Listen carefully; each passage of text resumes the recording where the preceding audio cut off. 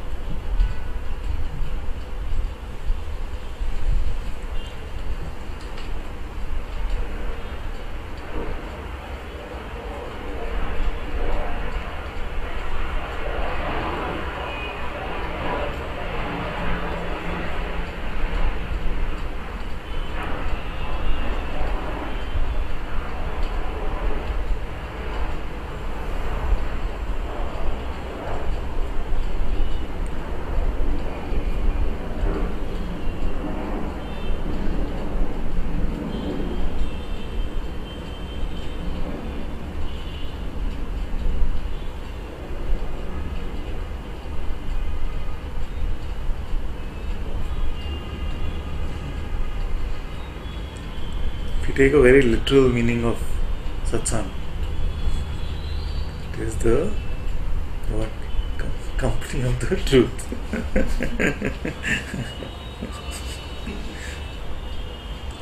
The company of the truth.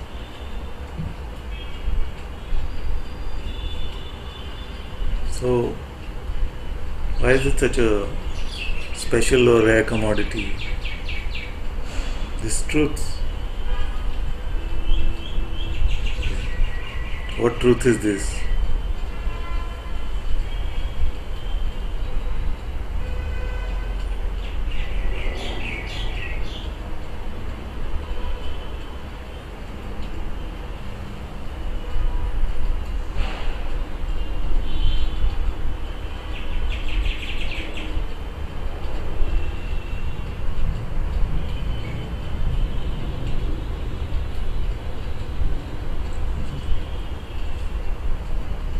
And why are we looking for the company of the truth?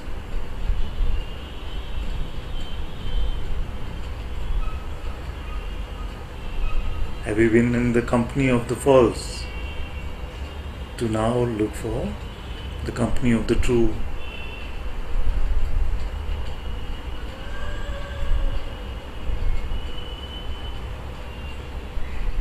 And if this is true,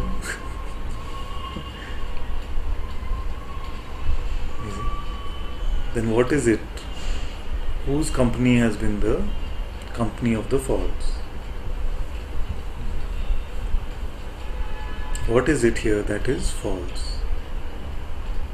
And here I mean in this waking appearance, in this realm of appearances.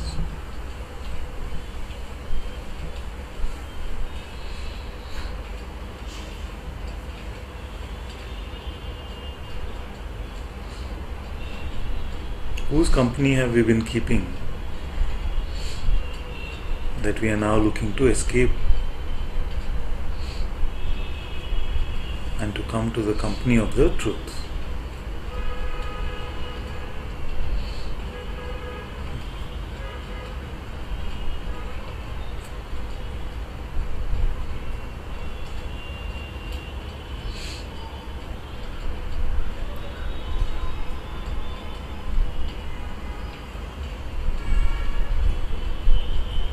So the false is the idea of the separation.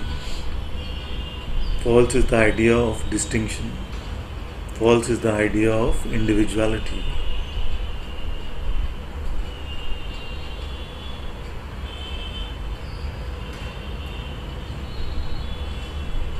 We have believed it to be true.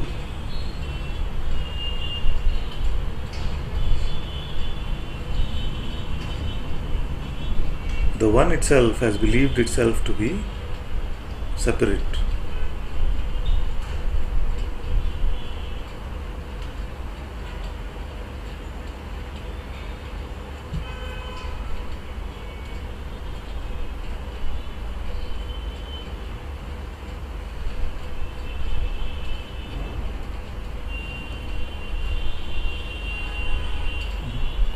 Now, initially what happens is that when you start coming to satsang, it can seem like it is a bit of a three-way conversation. You see? The master's voice is speaking, you're listening to that, but there's another voice also speaking.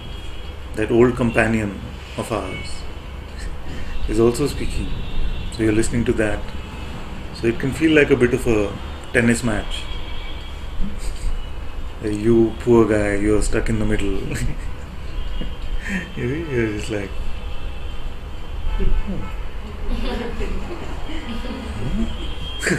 it's just like, and you end up with a crick in the neck.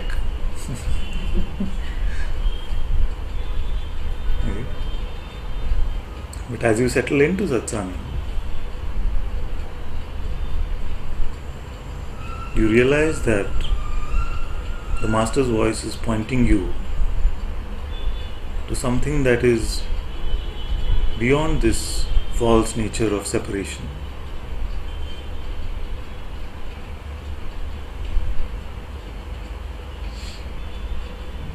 And the disturbance or the voice of the mind, the tormentor, its voice starts to become lighter and lighter, easier and easier.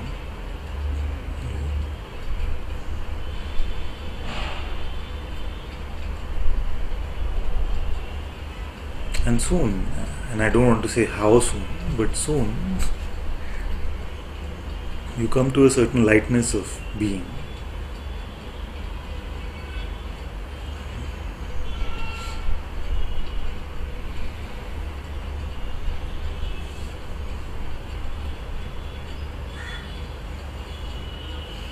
Know that everything that makes you stiff, that makes you heavy, is not natural to you, is not your original nature.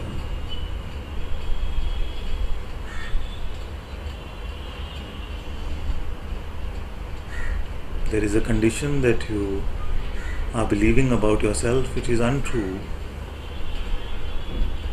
which is limiting you.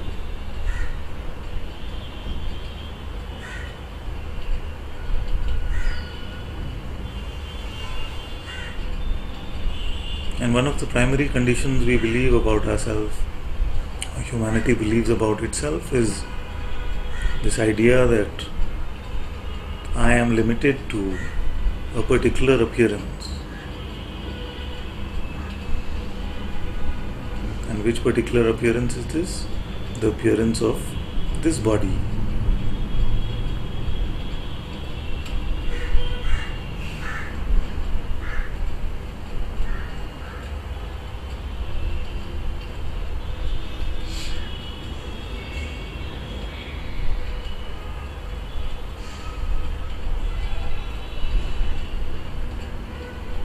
After a point, this identification becomes very conversational. This body identification becomes nearly conversational.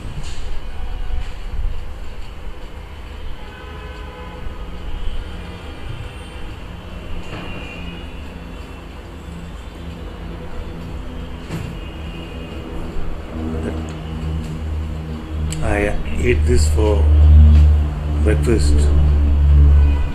I want this for lunch.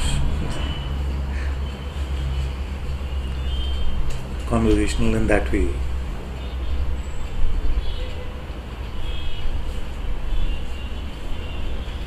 But if you were to truly ask me, like one child, she asked me yesterday, so how do you spend your day, or what is your day like? I don't know. I don't remember clearly what I said. But if you were to ask me now, I would say that this state, this waking state, this day wakes up within me. I don't wake up in it.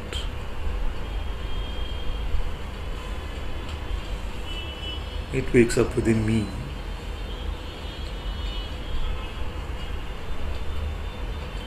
In truth, I remain untouched by it.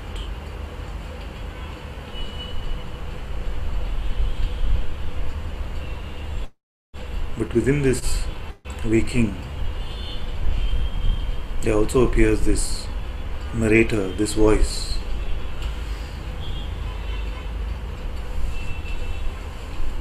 Which seems to have an agenda,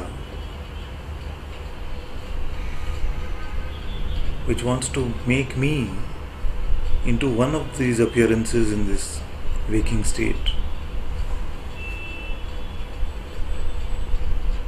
It wants to tell me that it's only some of the sensations, those sensations which I call this body,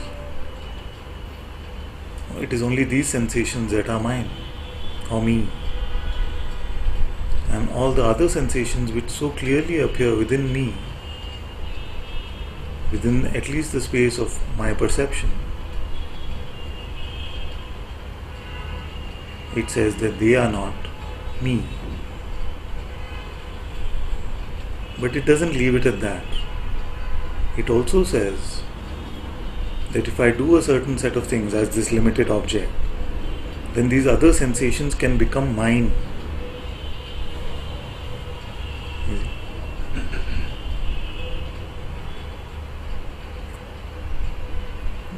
So that which is completely already mine,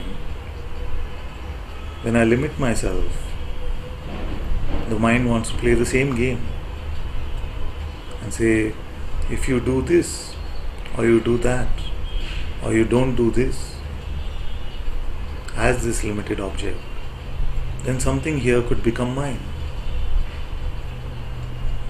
You see? After a point, both of these ideas start to seem ludicrous.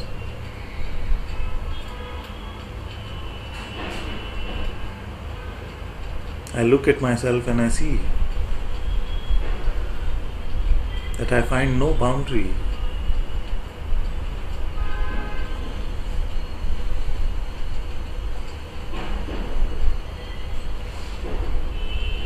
All is here.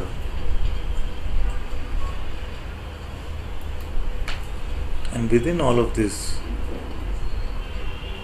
there is the mind which says, you are only this object, this body-mind organism.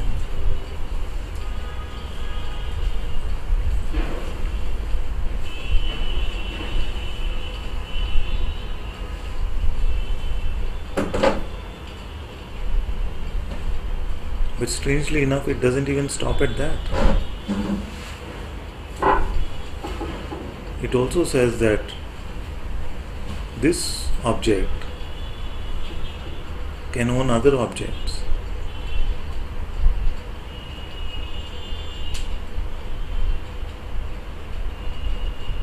And this then is the nature of attachment.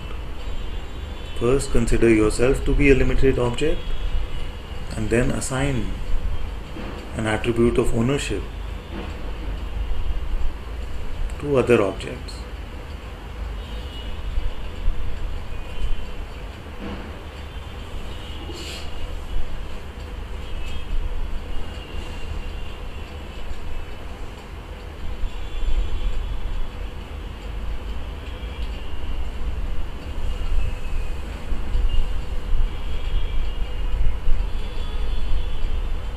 And what remains uninvestigated for most of us is that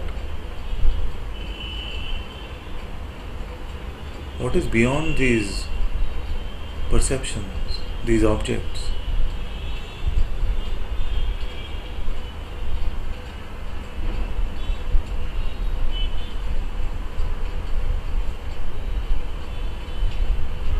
Most of us don't investigate.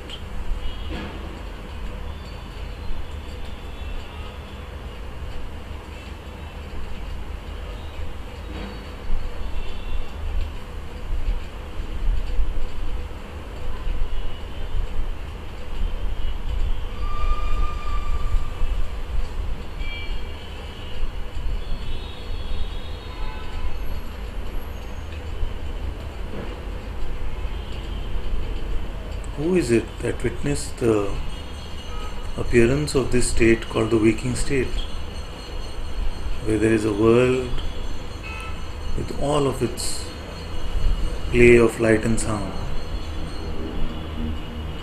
Apparently, it is the same one who experienced another state called the dream state, in which there was another world just like this, another play of light and sound. Then who is it that can say that, oh, last night I did not have any dreams, it was just deep sleep? Who is it that experienced even deep sleep? So the one that is aware of these states coming and going, can that really be an object within one of these states?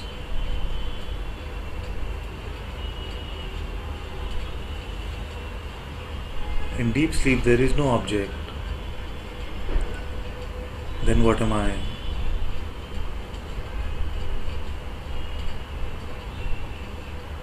In dream state there is another object which I call me, and it seems as clear as this me in this waking state.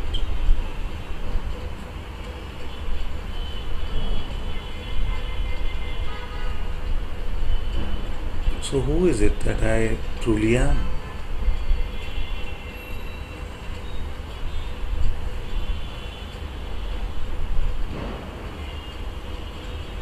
So it is the advice of the sages that before we can figure out why something is in this state, or why does something always happen to me like this, first we must clarify, who is this I?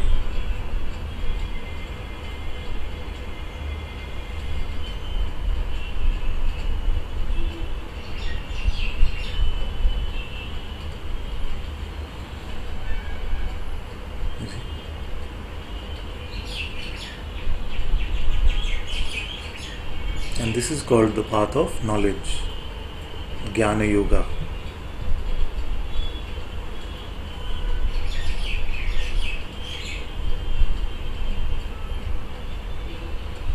But there is something confusing about this term knowledge. And when those who come to this apparently direct path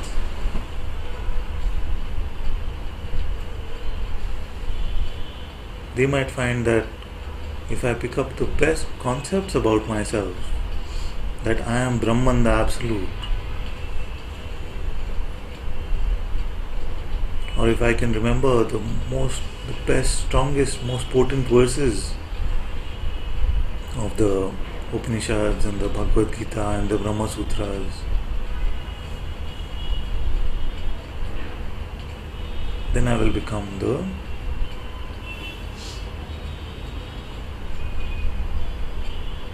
or I will get the freedom of the sages.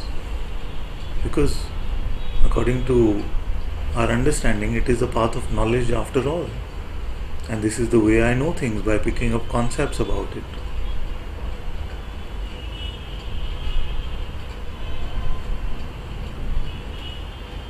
Then we realize that this is futile. I can have the best concepts, but when push comes to shove, when the rubber hits the road in this life,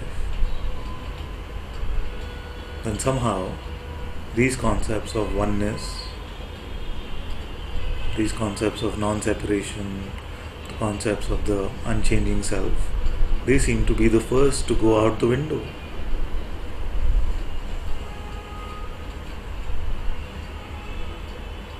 You see?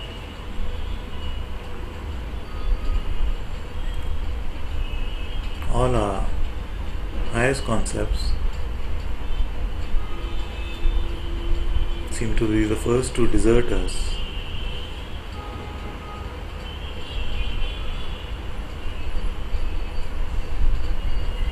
So it cannot be, that cannot be the truth.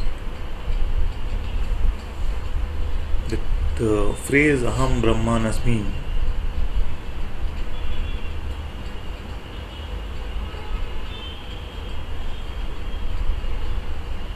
I am Brahman, the Absolute.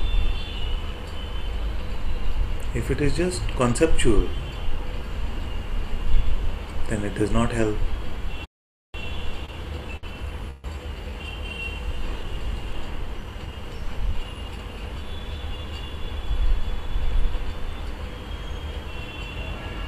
Then what is the other way that we can know things?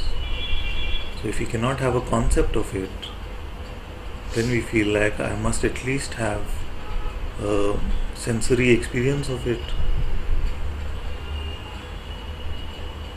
a perceptual experience of the truth beyond concepts.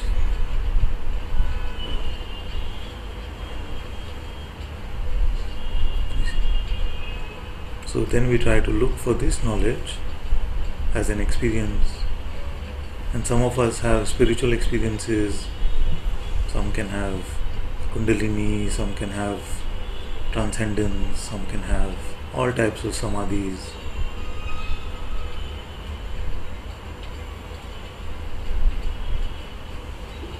And then we can feel that, oh, that experience is the truth.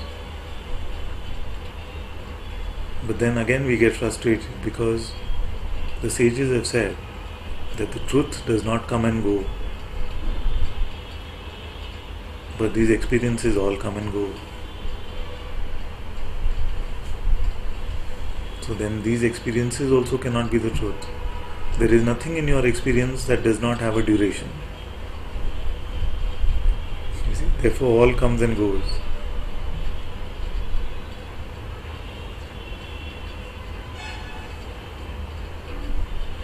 Now what is left? So the greatest concepts have failed, and the most pristine, even spiritual experiences have failed to get us to that which is the unchanging.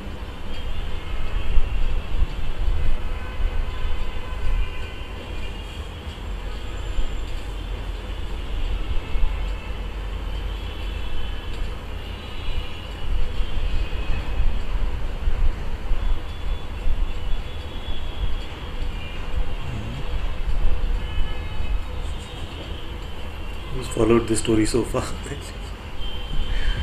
So where we've come to now is that to conceptualize is not it, and to perceive is not it.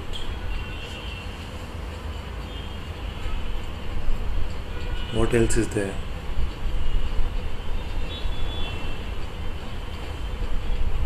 If you cannot conceptualize the truth and you cannot perceive the truth, because we are applying that filter, no? The filter that if it is changing, it is not the truth. So then what is left?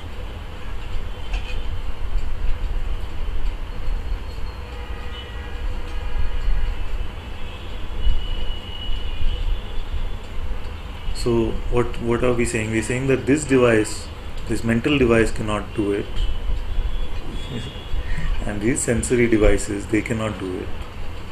Even the devices of the so-called inner perception, that which perceives memories, imagination, not even this kind of perception it is. It is not a memory, it is not imagination, it is not a thought, not emotion, because all of these are changing. So it cannot be an object of thought, intellect, and it cannot be an object of perception. Then all objects are gone. Is it? Then all objects are gone. But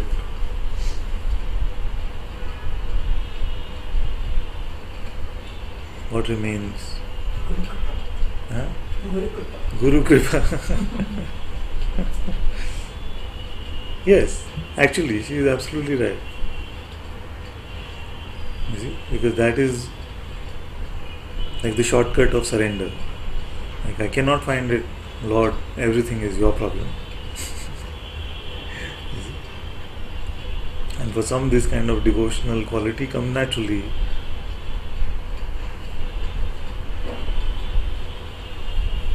Like some children quickly rush back to the mother. You see? But some want to fight it out, say, I can do this.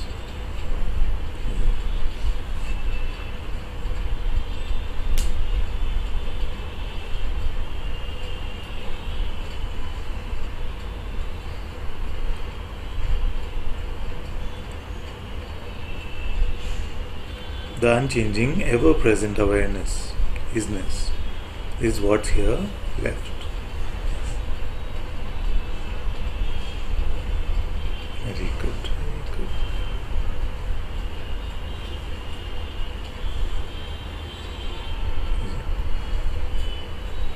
Now,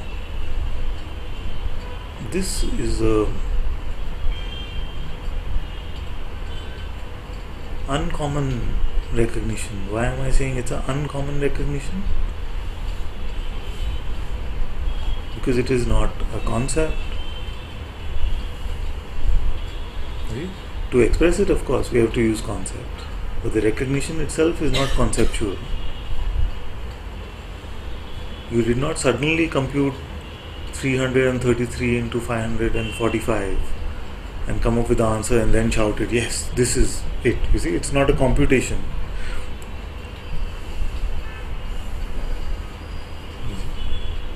And also it is not something that you perceived. That is why this question is so pristine. Are you aware now?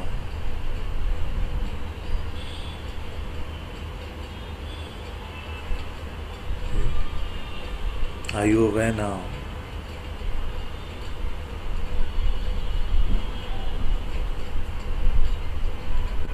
It is very different from a question like, are you hungry now?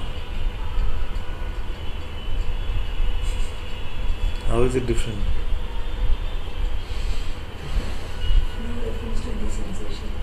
No reference to any sensation.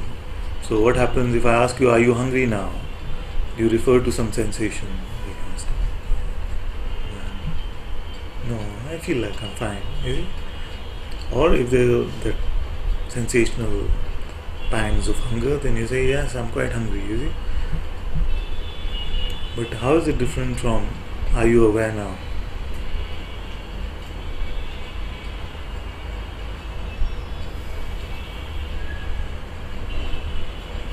So in the case of hunger, there was some sensation which tells you the presence or absence of hunger.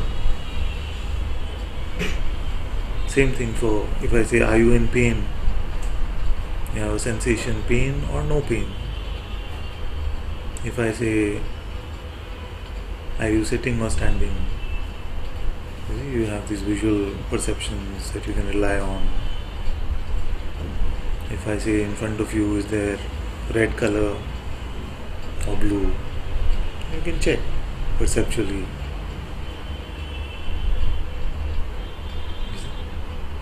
So this is a perceptual sort of knowing. Now if I say, is 2 plus 2 equal to 4? Say yes. Is it? Now this is a different type of knowing. It is not sensational, but you are able to reason.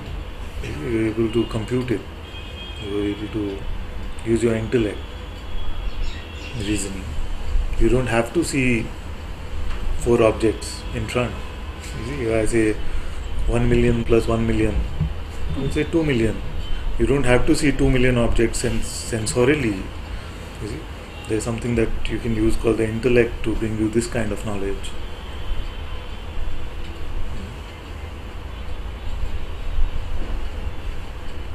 And then there's another type of knowledge when you say, where were you born? See? You have the concept of it, that I was born here or there. A concept of it, you don't have to compute it. You just have to rely on some conceptual memory. But are you aware now? Is different from all of these questions. Because you did not compute it, you do not have to refer to memory for it, you don't have the sensory experience of anything called awareness. And yet, what do you say? Yes. This is an astounding discovery. This is an astounding discovery.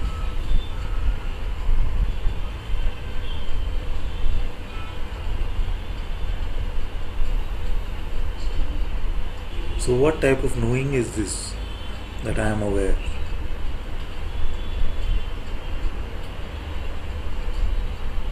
If it was not known, then you would say no, or I don't know. You say I am aware. You might say I don't know what this awareness is, I don't know where it is, I don't know what my relationship with it is. You might say all of these things. But the thing with awareness is, even if you say that I am unaware, you are actually saying I am aware that I am unaware. You see? So it is inescapable.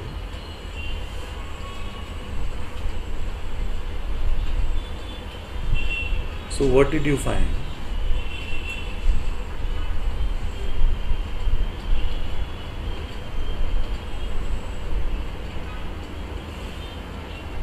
Are you aware now? Something very natural about it. But the mind doesn't like this kind of inquiry. Like, what is this? You see?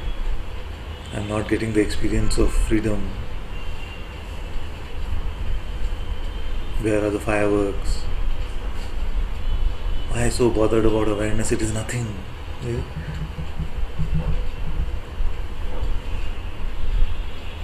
This kind of resistance comes. And maybe if this kind of resistance comes, then we know that we are onto something.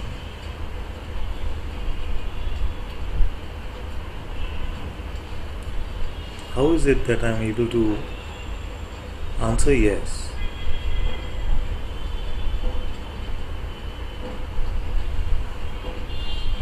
But I don't see it as a perceptual object. I don't have to refer to a memory of it. I am aware now. And it is not just a concept. Like it is not the same as, oh, the world is round or spherical, which is just a conceptual knowledge for most of us. But are you aware now is direct.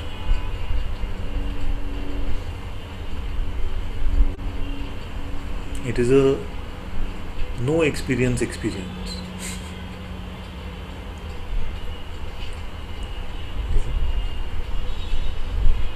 Sometimes I call it the non-phenomenal experience. If there is such a thing, we just have to stretch the language sometimes.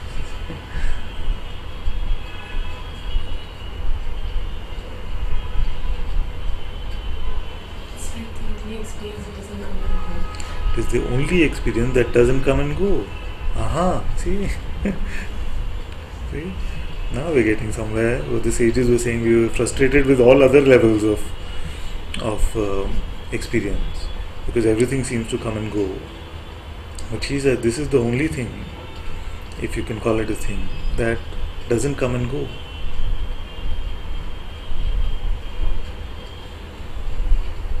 But it is forgotten. But it is forgotten. But even to forget it must be. It's untouched. It's untouched. So unchanging, untouched. Self-evident. Self-evident. Look at that. All the clues from all the Ashtavakra Gita and Upanishads, all these clues. Naturally all of you are saying. But when you try to find it as an object, could not find.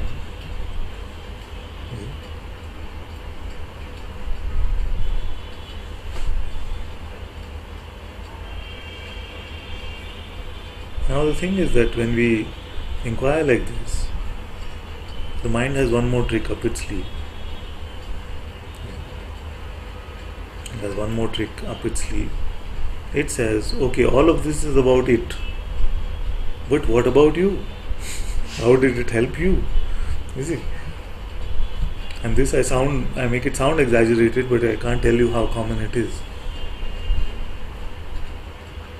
Yeah. Because even after, you could have a awakening, or you could have a very sober seeing. You see? But even after that, the question quickly comes, okay, now I had this experience of the unchanging, untouched, self-evident awareness, but what about me?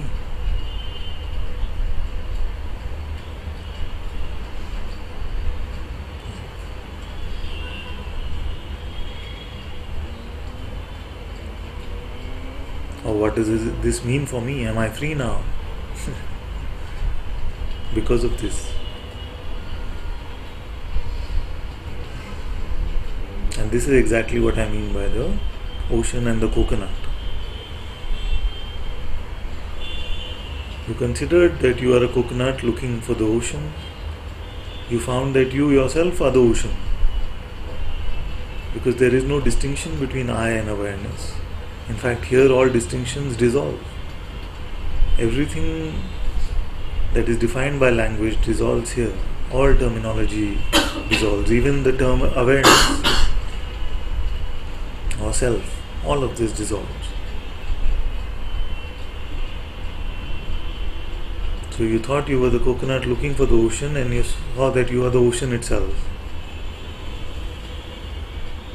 But the allegiance to the coconut is so much, we still go back to this illusory coconut and say, now that I found that I am the ocean, what does it mean for the coconut?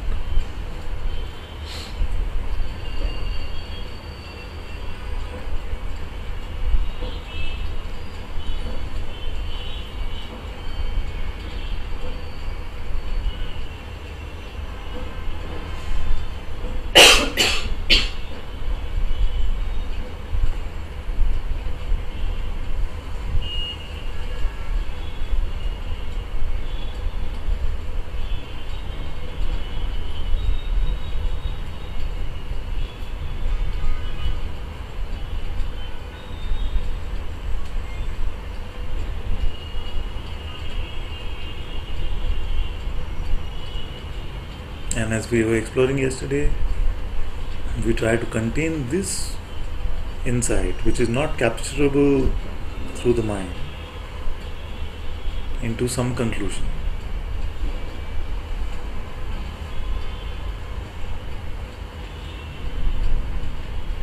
Because according to the mind, still nothing happened. Because awareness is beyond any fireworks.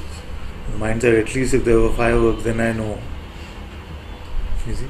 Or the mind says, if I came to some sort of a deep conceptual understanding that every word out of my mouth is now scriptural. You see? I'm speaking like a sage. So then I would say, okay, I'm free. But neither of these things have to happen. So according to the mind, nothing happened because that's all it can operate with. It says, okay, what was that experience? Let's try to capture it in words. Then some will say, it was nothing. You see? But it was not nothing. It was awareness, it was a self. It was not a thing, a no thing. But no thing is again nothing for the mind. You see? So you cannot capture it through the mental tool.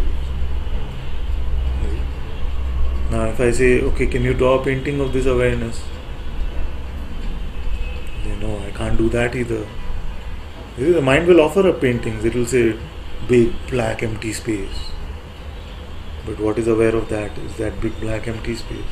Some will say, huge, white light or something. You see? What is witnessing that? So all these paintings on offer, all these pictures are also not it.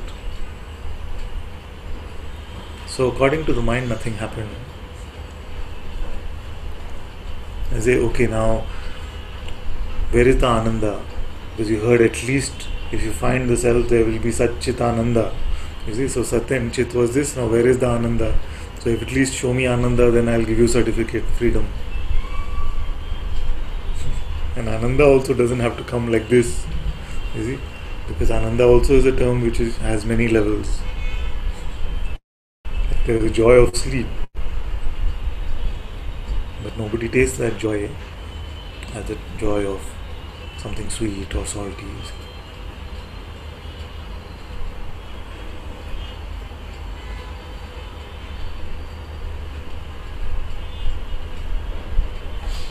So that is why the sages say something very strange. They say, till you know the truth. Okay, let's put it the other way. They say, the truth cannot be known. But till you know the truth, you will not come to the end of your suffering.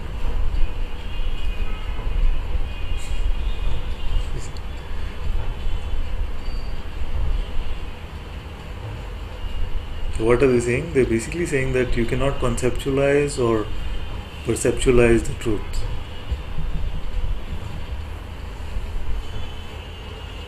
But there is a deeper knowingness. The knowingness itself, this awareness itself, is the unchanging truth.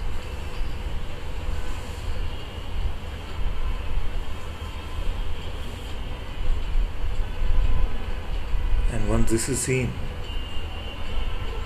then the identification with the limited one starts to fall away. And without identification, you cannot suffer.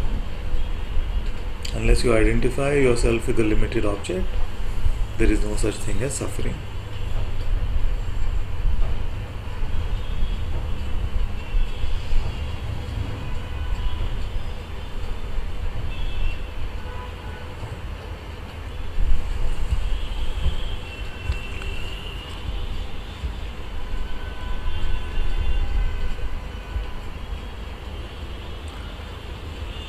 Before we jump into the chat, I just want to say this is primarily what is happening in Satsang.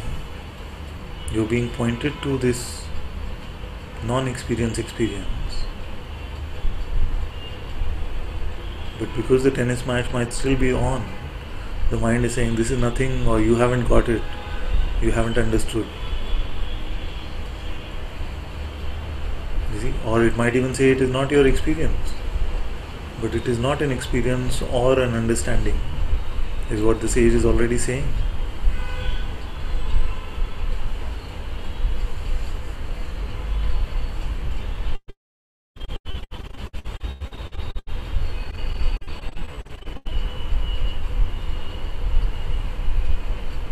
So this truth, which is beyond concepts and beyond experiences, this is the true Sat of Satsang.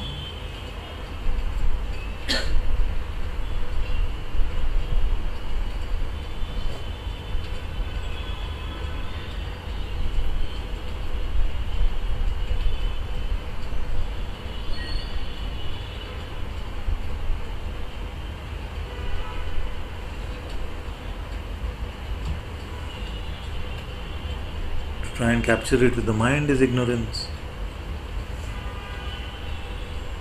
To keep waiting for some sort of spiritual experience is ignorance.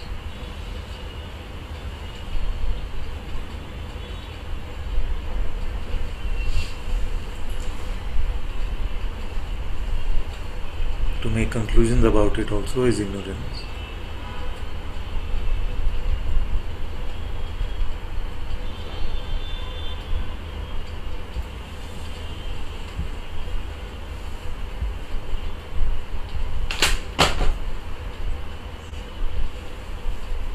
Okay, Nitya wants to speak, she can come. And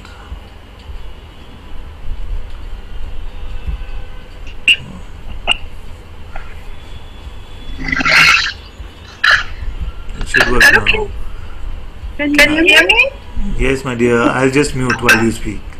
Okay. I don't know if it's a little loud here because I have my windows open. I just had to come up. I just had to come up and speak with you.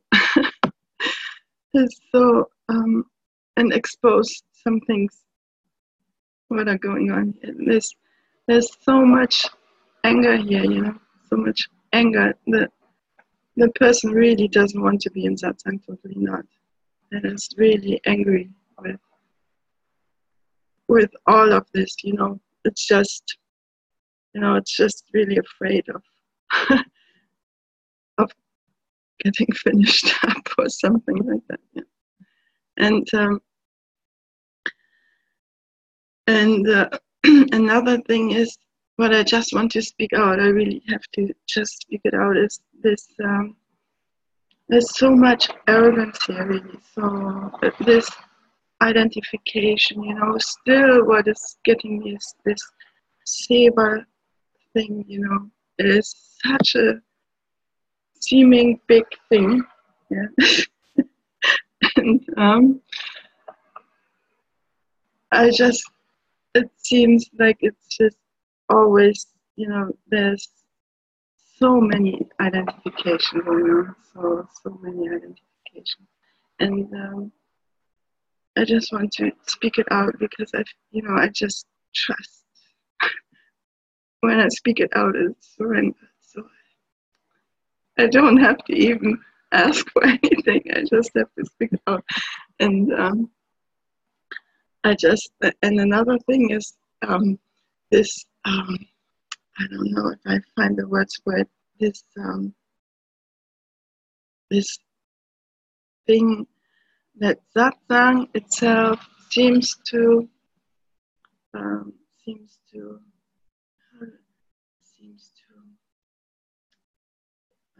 take me away from experience, from being the self. And this is, there's so much ignorance and arrogance in that.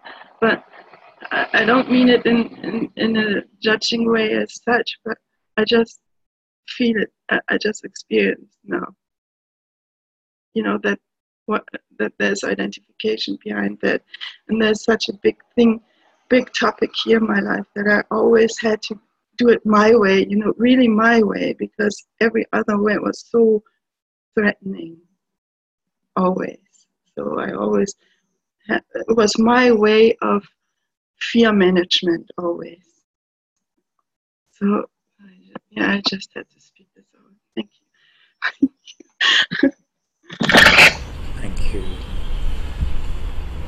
Thank you for sharing, my dear. It's very good, very good. A few things that came up. One is that you spoke very accurately about this nature of anger. And actually, we can say in a way that actually nobody really knows these things, but we can say in a way that it is impossible to truly be angry unless there is some fear, you see. Unless there is something that we are defending, it is not truly possible to be angry. So there is a fear of some sort of destruction, like you rightly identified. Which then the front for that is this anger. This front for that is this sort of, you see, like this anger. It can come like this. And you mentioned something about seva, and we've also been talking about it quite a bit actually in Bangalore here. So, and something occurred to me that as you were saying, then it occurred to me that when we look at what seva is actually, it is just that the master is holding up the hill. You heard the story of Krishna holding up the hill. And but Krishna also gave the opportunity to the villagers to come with their sticks. It's a longer story, I'll share later. But basically, the master has given this beautiful opportunity. You see, Guruji has put these words into this mouth, and Guruji has brought all of you to hear these words. It is also given this sort of possibility to commune in this way. All of it is His grace. So then our seva is what? Our seva actually is a privilege. The seva that we are doing is actually a privilege that our Master is allowing us to share in His grace. So actually, if we were to go to Guruji and say, "You've done so much seva," like just to take an example, if I was to go to Guruji now and say, "Okay, now in service to you,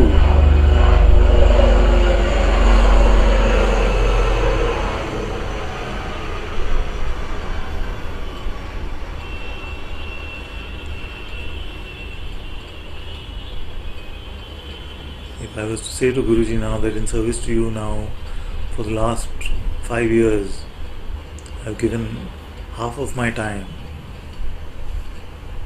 to satsang and sharing. See, all of this has been seva to you actually. So what should his response be? Should his response be thank you?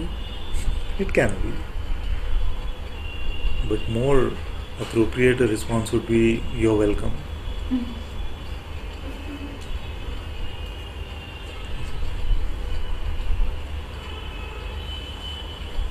So once this perspective of seva becomes clear, that we are so privileged to participate in this beautiful grace called satsang.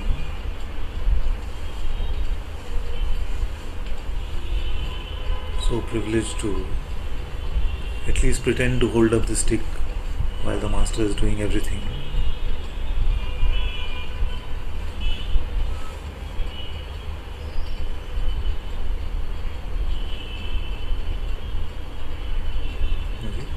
And also seva is very, very beautiful. It's a great privilege, and it is in many ways the strongest sadhana. In many ways the strongest sadhana that has come into our life. So we have so much to be grateful for about it.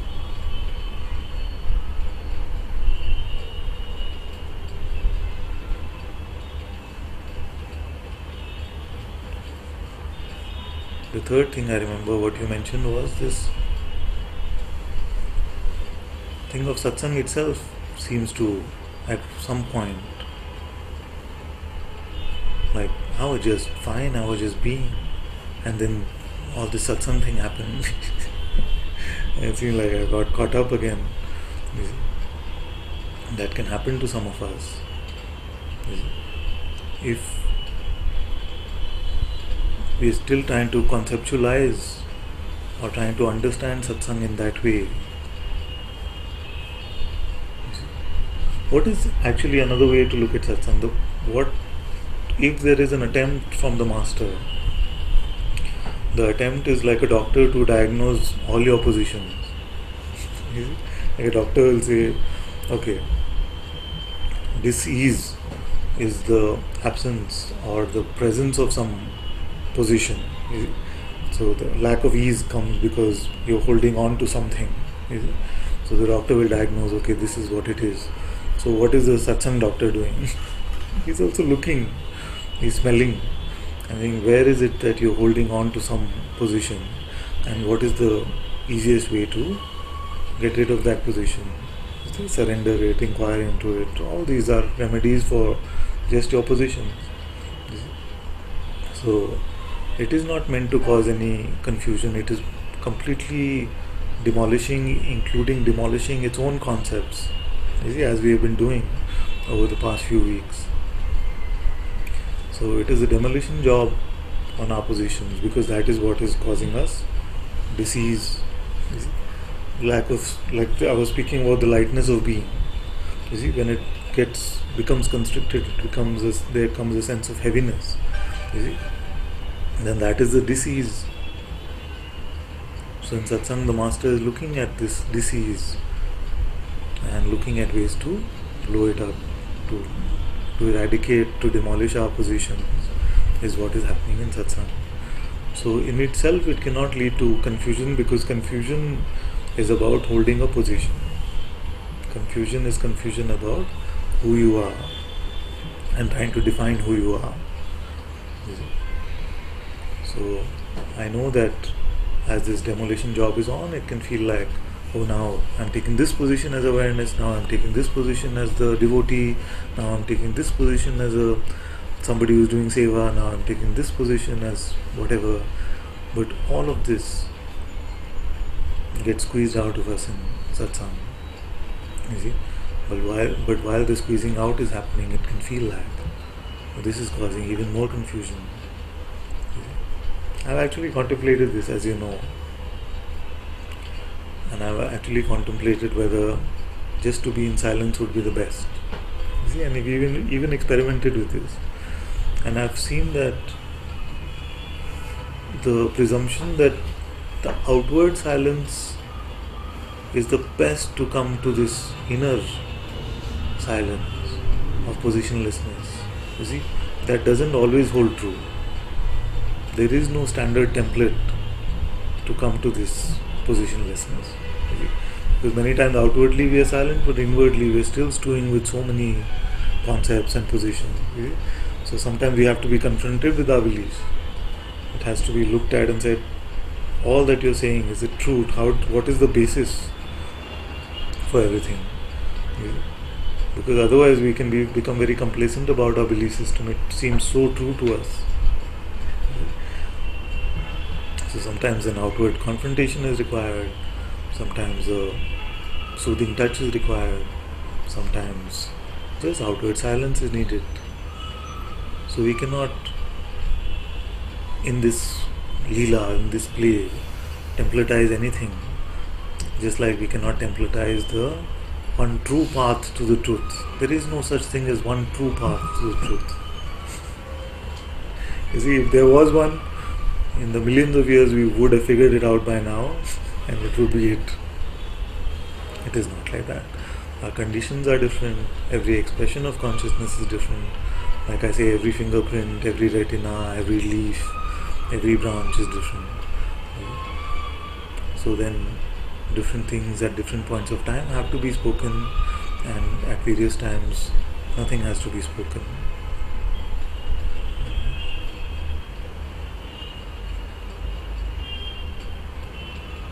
And even this is very good in a sense that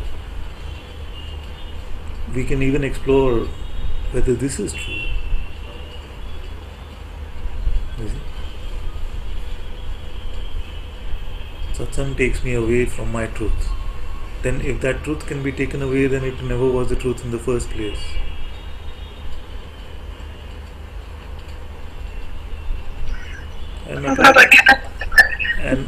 And applied both ways. Like we can say the world takes me away, or the Sangha takes me away, or my family takes me away from the truth. You see, but then it is not really the truth anyway.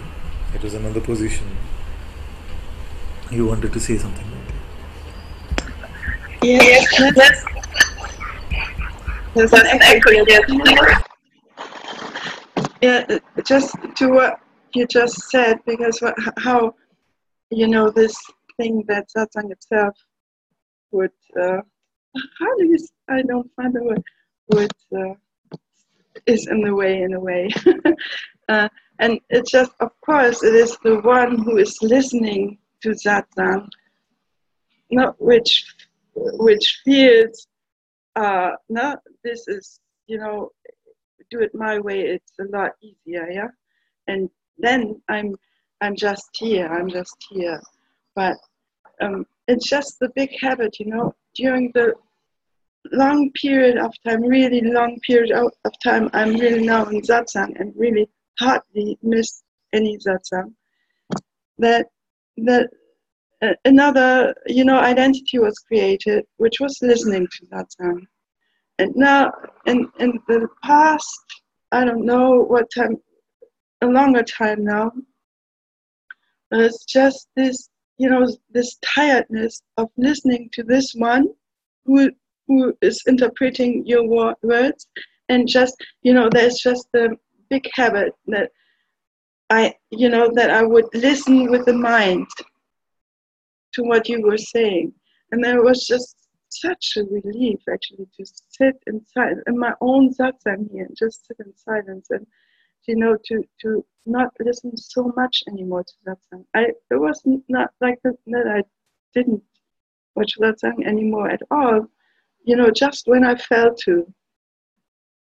And that felt so good and so natural, then to trust this also, that there are changes here, and just not to I just realized that when I did so many, all this seva, it was just so very much focused, and I needed to use the mind a lot more than when I did this, I needed to use the mind more, and then somehow something comes in. It goes by itself. You're just using more the mind then, and now I feel I have to, sometimes just more regulate the listening somehow, and not so like so like this somehow. Yeah. Thank you. Very good. Like you said that many times it can be like become mental. You see, even our seva can become mental. All things can become mental. So my only advice then at this point would be that just notice if you can, and just bring to your attention that this should not become a new sort of knowing. You see, like this should what you're finding now.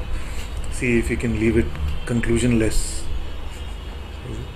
You can leave it conclusionless. It should not become a new sort of knowing, because then the opposite will have to come for that to become the knowing, and then this game of oscillating can keep going on. This is very good.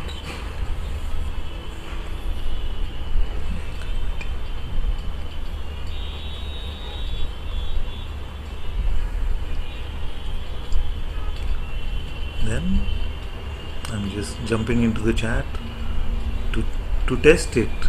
It's never not here. That's the mind-blowingness of awareness. Yes, ever-present, unchanging substratum. Look at that. It's very good.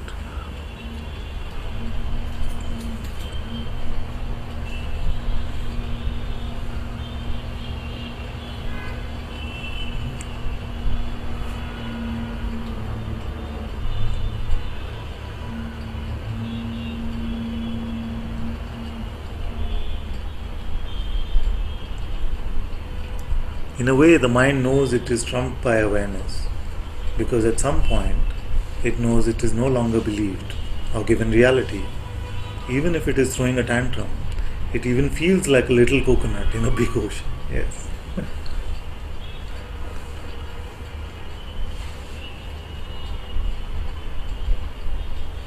Yes, and also to link it somehow with what Nitya was saying, the mind always has a way to offer, you see. Like my way.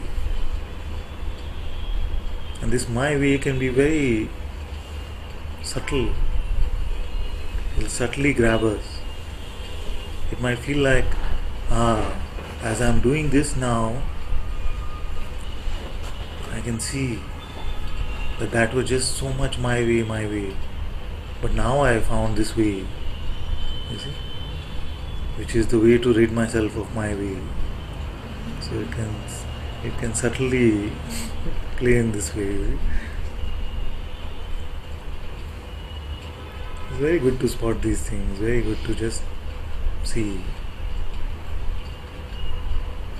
It will become to a very naked positionlessness. All these positions can be, even using the knowledge which it is obtained in satsang. This is what also related to what Nitya was saying. Like the mind will use the knowledge which it has received in satsang or heard in satsang in this way, where it can create a new way. You see, and then say, but this is like my way to get rid of my way.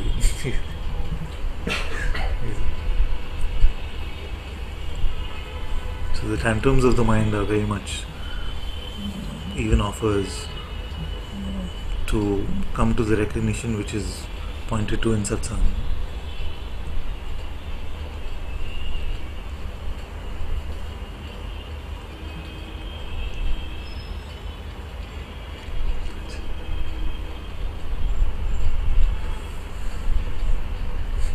Reminds me of J.K. who said truth is the pathless land. This is good.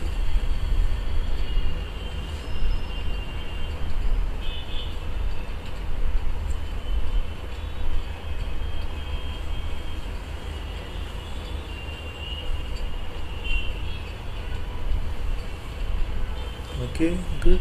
Okay. This, tomorrow is what time? 11:30. So similar time to today. We have a bit of a Guru Purnima celebration.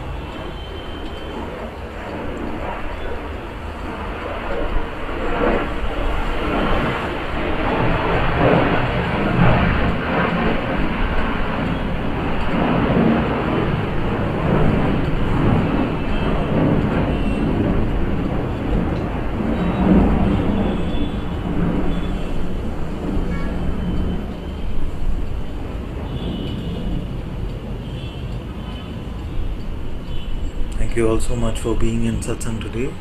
Sadguru Shri Moji Baba ki Jai. Sadguru Shri Ananta Ji ki Jai. Guru Kripa Kevalam.